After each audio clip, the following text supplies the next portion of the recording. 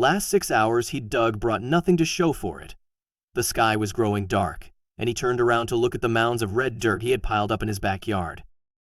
He was sweating profusely, but he picked his shovel up again despite how worn his muscles felt. He pressed it into the earth before pressing it deeper with his foot. He froze when he felt the shovel blocked by something buried beneath the ground. He had no idea what he would uncover. When Harry Parker moved to Honolulu, Hawaii, he'd hoped to live a quiet life. A native of New York City, Harry had spent a considerable part of his life in noisy Brooklyn, hoping that he'd be able to move one day. He worked twice as hard to see this dream come true. His wish would be answered when he hit 35. So the company Harry was working for was opening a branch in Honolulu, Hawaii, and it asked him to spearhead the project. Of course, Harry jumped at the chance. But what he thought would be a simple operation ended with him moving with his wife, Tracy, to Hawaii, where a mystery like he'd never known waited. For Harry, life in Honolulu was the exact opposite of what he'd grown accustomed to in New York. The nights were quiet and filled with stars, and the days were bright and sunny. Work was coming out great for Harry, with Tracy working from the house as a managing editor in a web writing company. But although the couple was enjoying their new home, there was an issue that threatened to cast a dark shadow over their stay. Harry and Tracy's life in sunny Honolulu was perfect, but there was one thing that was ruining the experience. The piped water in their shower was always cold despite the electrician assuring them the wiring was working fine. Furthermore, the water was always tinged red to match the soil outside. Harry called in plumbers to pinpoint the issue, but they all assured him the problem wasn't with the house. He was almost giving up when Tracy pointed out something he'd been overlooking. The yard, Tracy said nonchalantly, jutting her chin at the green lawn swathed in sunlight. So the water has soil in it, so maybe the pipes beyond the house are the issue? I say we start with the yard. Harry looked at her as she spoke, seeing sense in her logic. The plumbers assured him the issue wasn't with Mtuaso, it had to be beyond their home. He had no clue what was waiting for him out there. Harry began work on the yard early the next day. He first followed the house's pipe system, digging as he searched for wet dirt that would indicate a leak. By midday, he'd explored through half of the yard. He hadn't uncovered anything substantial since he started searching, and he was about to call it quits when his shovel struck something solid. He forced his shovel deeper into the soil but met resistance. A metallic sound rang, making his brows draw up. Had he found the cause of his water problem? Harry began clearing the soil around the metallic surface, thinking it was some sewage lid. He dug for a while, not knowing that what he'd find would leave him running for help. Harry dug as fast as he could. The lid he'd been keen to uncover was quickly taking shape before him, but the more he removed the dirt around it, the more he realized he'd never seen a lid like it. Tracy came as he was clearing the soil, and after a quick assessment of what was staring at them, she joked about how cool it would be if they found a bunker. Harry had been digging for more than 7 hours now. He was exhausted, but he knew he was close to uncovering this mystery. What had begun with the need to find out why his shower water was always dirty and rarely hot had now morphed into wanting to know what was under the metallic lid. Harry cleared the dirt around the lid. He took a deep breath as he wrapped his hands around its handle. He turned to his wife as if telling her there was nothing, and heaved. The lid didn't budge. Tracy came to help, but after several attempts they both threw in the towel. As Harry sat, covered in dirt and sweat, an idea arose in his mind, throwing him to his feet. "I have an idea," Harry said. "But you won't like it. Tell me." His wife grinned at the pile of dirt. "I'm bringing the Wrangler out back and using its rope to pull this thing open," Harry said. Tracy's eyes widened and she jumped up. "Let's do it." The couple brought their Jeep around, tying its bumper rope to the lid and reversing. Would the method work? The Jeep's tires spun as the SUV growled. A high-pitched ping rented the air, and the lid came off in an eruption of dirt and grass.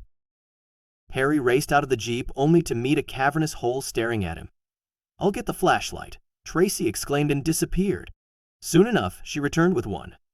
But what had they uncovered? The metallic lid shone under Tracy's flashlight. It was covered in rust, red dust, and thick cobweb, indicating it housed something old. Harry had heard many stories about hidden tunnels under houses. He didn't think he'd ever encounter one. Tracy directed her flashlight into the hole they had uncovered, and both took a step back with parted lips. They couldn't believe what they had found. A metallic spiral staircase covered in the same cobwebs and rust from the lid stared back at Harry and Tracy. Harry tapped the first and second steps with his shovel to test their firmness and looked back at Tracy.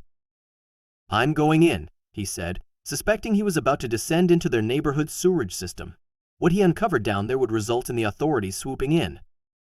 What Harry descended into was a concrete walled room covered in more cobwebs. It was clear no one had been down here for a long while. There were tables, chairs, and sealed boxes labeled danger scattered around. High in one of the corners was a dripping pipe that was the cause of his shower trouble.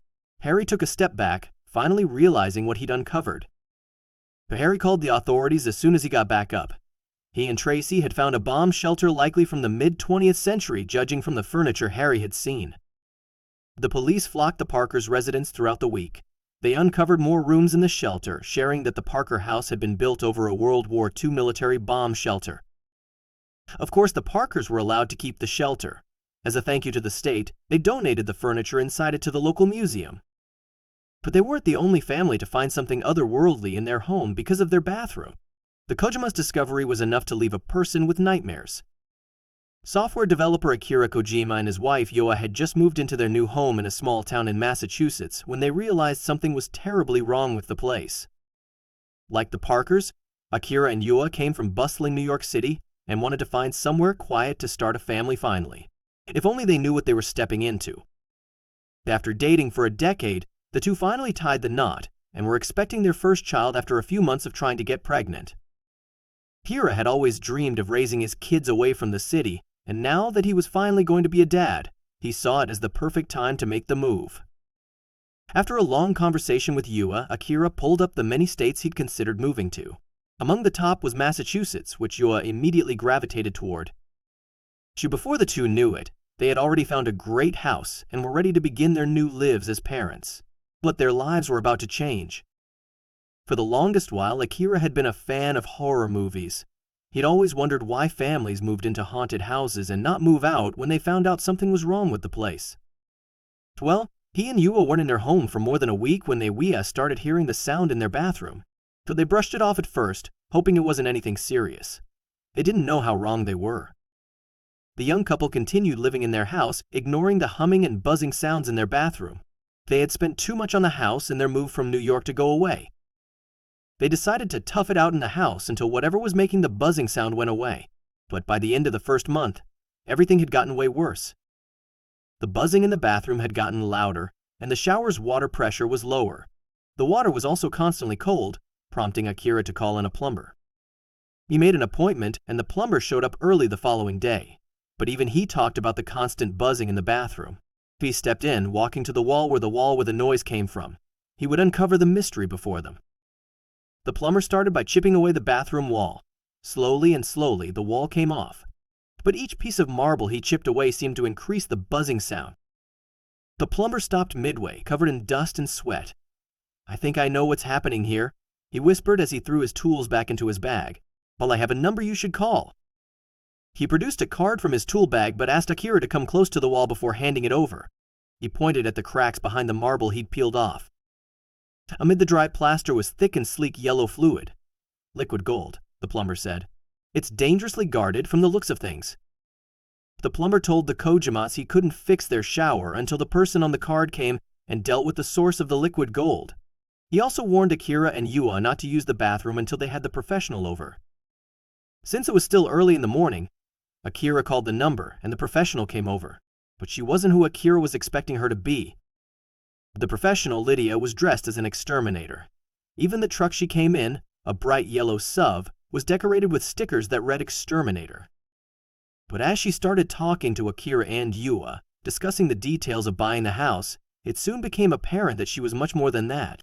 What had they gotten themselves into? Lydia began spewing information about nests and hives in hell. Although beautiful in external wild habitats, they could be pretty dangerous in places such as the Kojima house. The second thing she did was quarantine the entire bathroom with plastic paper, ensuring each opening was covered. Afterward, she wore a beekeeper's outfit and got to work. It was then that Akira understood what was happening. It turns out a massive 4 feet tall beehive thrived within their bathroom wall. Lydia quickly located the queen bee and moved it to her car. Soon after, the rest of the hive cleared out, following their queen as she predicted they would. The Kojimas finally got rid of the constant buzzing in their bathroom. Now they live a happy life with their son Hiroto, who is 2,